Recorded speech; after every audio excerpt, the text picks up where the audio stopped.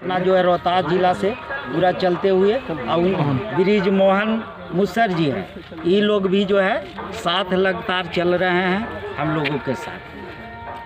अब कोई तो नहीं रह गया जी। हम लोग रोहतास जिले से ही हम लोग इनको रिसीव किए हैं और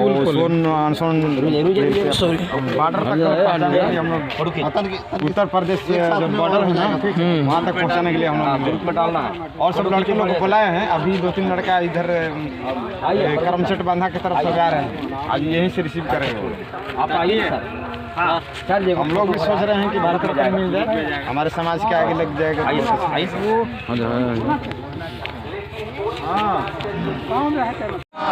पैदल दिल्ली जाना है, भारत रत्न दिलाना है। अमर रहे, अमर रहे। पेड़ बचाओ प्राण बचाओ, प्राण बचाओ। पेड़ बचाओ प्राण बचाओ, प्राण बचाओ, प्राण बचाओ।